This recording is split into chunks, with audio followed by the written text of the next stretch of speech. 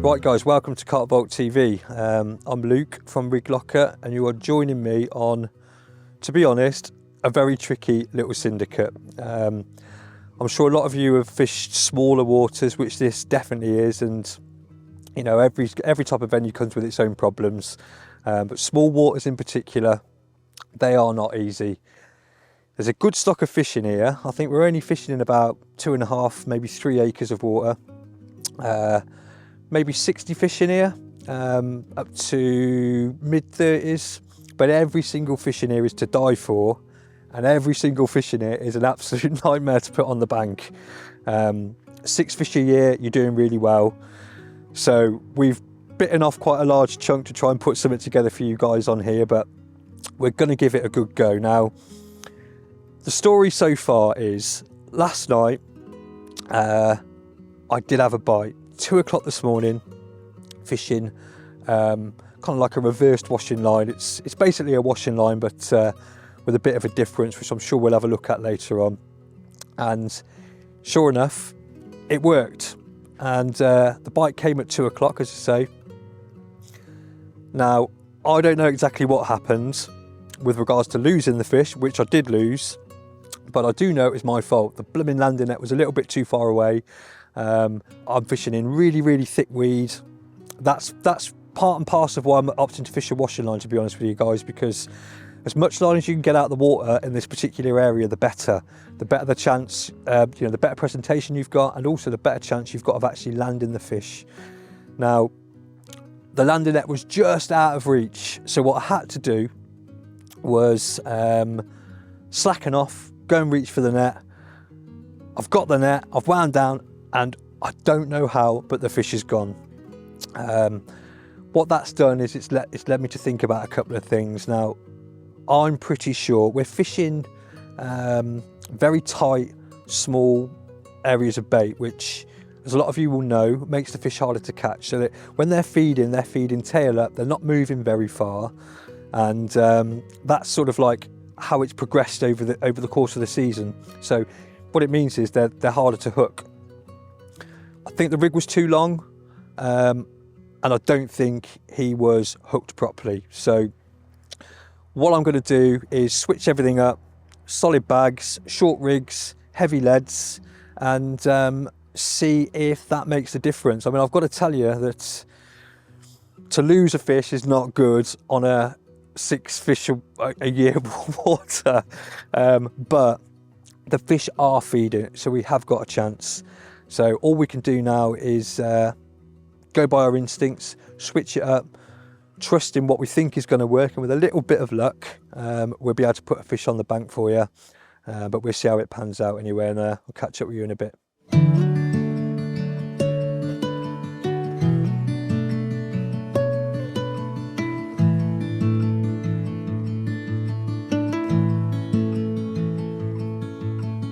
Right guys, so let's get this rod back in position. Now, this is the rod that unfortunately we lost the fish on last night. I am still gutted about losing that fish, and I'm sure I will be for some time, but look, all you can really do is dust yourself down, you know, analyse what's gone on, and try to sort it out. And as I said before, I think the rig was too long. That's actually down to how we've been feeding them, I think, you know, and the traps that we've been setting and the bait that we've been putting out. They're basically feeding on very small areas of bait now, and with the tails up, not moving very far. So things have to react very, very quickly with the lead, and honestly, I don't think there's a better way of doing that than a solid bag in this scenario. So, as I said before, I've called this method a reverse washing line. Now, that's because I'm taking the rod and the solid bag to the washing line, which is actually a storm pole drilled into the margin, extended right out over all that weed. There's a load of weed there, a load of chod underfoot, tree roots, you know, it is gnarly down there, and it's just the best way for me to, you know, accurately and stealthily get that rig in position. And as I say, actually you've got a better chance of landing the fish because there's a lot of line out of the water, whereas it would be cutting through weed or lay over the top of weed. So it gives you that extra little percentage gain, if you like, to stand you in better stead of landing the fish, assuming that you're using the right rig. But as I say, hopefully we fix that now, and with a bit of luck we'll get another chance. So keep your fingers crossed, guys, and we'll see how it all pans out. Alright, I'm Zach. I'm fishing down here today with Luke. I'm going to be using the boat to put some rods out, just because it creates less disturbance, and because the lake's so weedy I can go out, have a good prod around and make sure I'm fishing on some hard spots. So basically I'm just going to be finding a couple holes in the weed and just dropping a couple of slip Ds and just a couple of handfuls of bait over the top.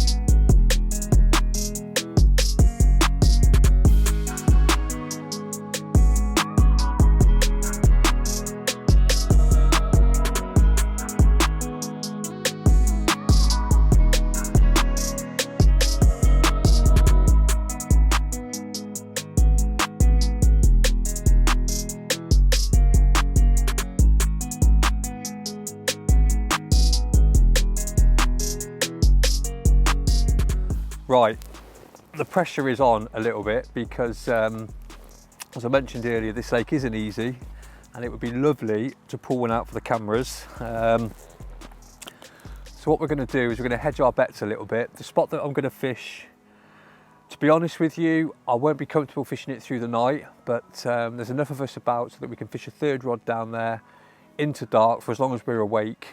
It will be very much a hit and hold situation, and it's screaming out for a solid bag. I'll show you the spot in a bit, but I thought whilst we're here we may as well knock up a solid bag using what is the most popular material for solid bags in the Katran range, which is Termit. A lot of lads are using it in 35 pounds, 25 pound is fine, even 45 pound is actually really popular with a lot of lads.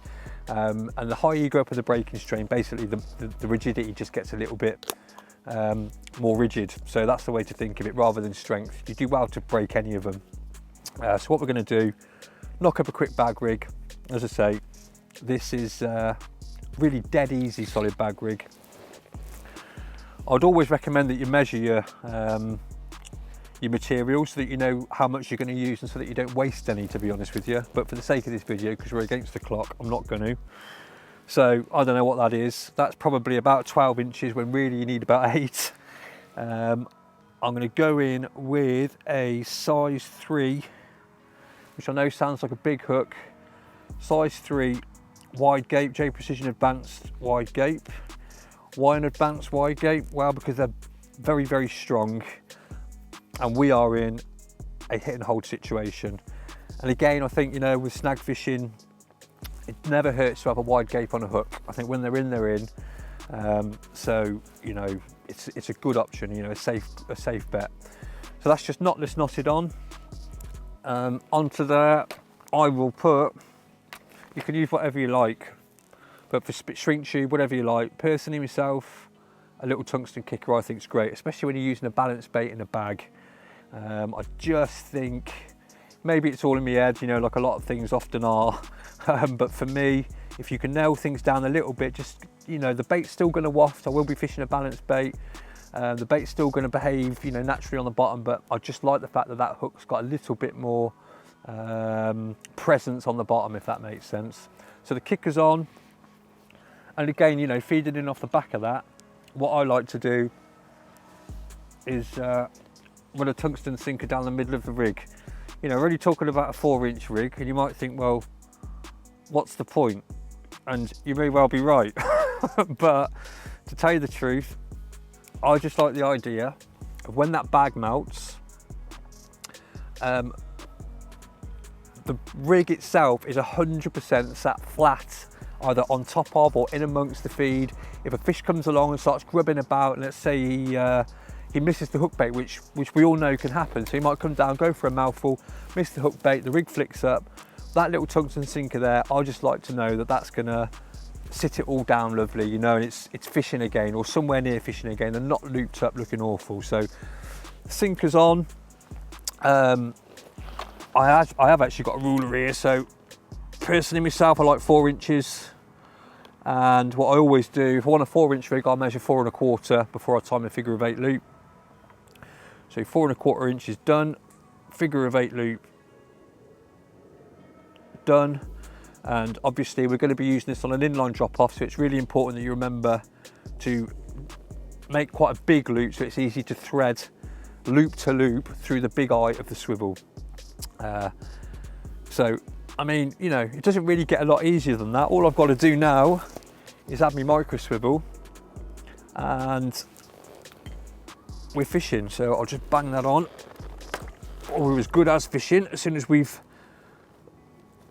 exercised the plan, which is quite a weird and wonderful one, but I think it's our best chance. And as I say, with the rods that we've got out at the moment in this area of the lake, we're covering pretty much all bases.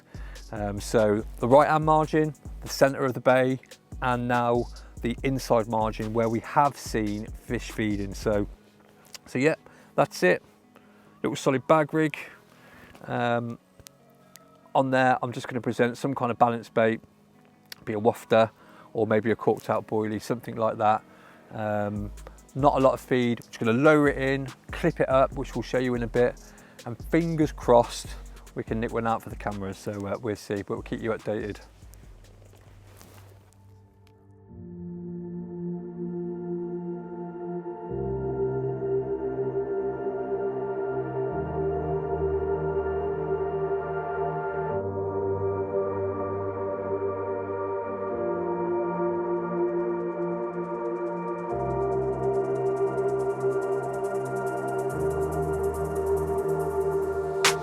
Right, so as I mentioned earlier, we are going to try and hedge our bets and do everything we can to get a bite.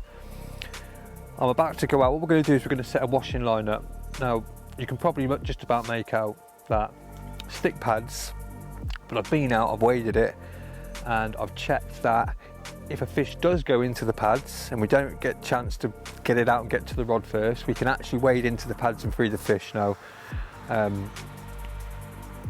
it's not ideal, but it's not dangerous, and we can go and retrieve the fish, do whatever we need to do. I am actually quite confident that given that it's a washing line setup, what tends to happen, there's a lot of slack line when the fish picks up a heavy lead, pricks itself, the line drops, the lead drops, and normally the fish don't go too far. They do once you wind down into the fish and make contact again. Hopefully by which time we can bully the fish out. But as I say, that's what this lake is all about. You know, small water lakes, small water fishing, sorry. You've got to look for opportunities. We know there's been fish feeding down there, and we've got to try and make something happen. Now, I'm not going to fish this through the night. We will just put this out for the day whilst we're on the rods. If we're not on the rods, this kind of thing, it's just asking for trouble, and you don't want to be wading out there in the middle of the night either. So all I'm going to go and do now is just put the clip on, and then we'll get the rod in position and keep everything crossed.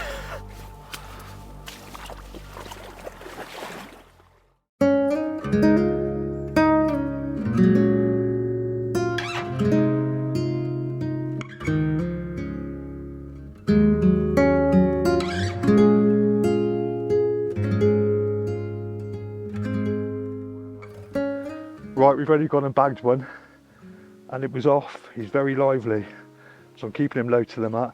He was only off the rod that we put out last. We sat it out as long as we possibly could. Fish locked up, off the washing line, it all worked. Way too early to sack this fish up. Got to get a quick night shot. Don't know how heavy he is, he's probably upper 20s I'd have thought, but these are the kind of fish you can catch in little lakes like this, with a bit of carpy, care and attention, and maybe doing things a little bit differently. But yeah, you never know, we might get another one, but hopefully we can get one in the daylight tomorrow morning, which would be nice, but at least we've got one, lads. Oh.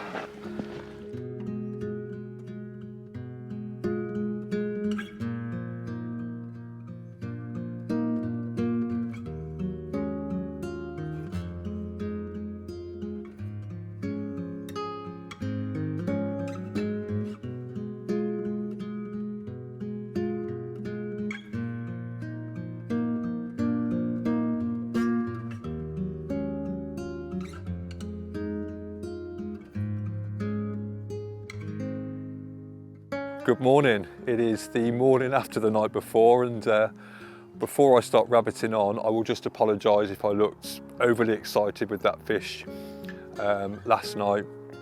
As I say, we lost one. Difficult to catch them in here at the best of times. The cameras are here, and you know, to actually get one in, especially with the tactics that we used to get the fish in the first place, which is a little bit unorthodox, as I'm sure some of you would agree, was an absolute result, you know. So, and a cracking fish too. And I guess, you know, just quickly speaking about tactics and do's and don'ts on lakes like this, on small lakes. Yes, the tactic was unorthodox. Did it work? Yes. Did everything go to plan? Yes. And it was one of those scenarios where I think you've just got to think outside the box a little bit, especially when the fish are pressured, spotty, you've got weed, you've got pads, you've got everything going against you. And you know, if you hook a fish, then you really do need to make sure that you've done everything in your power, A, to get the bite, but, you know, B, to land it.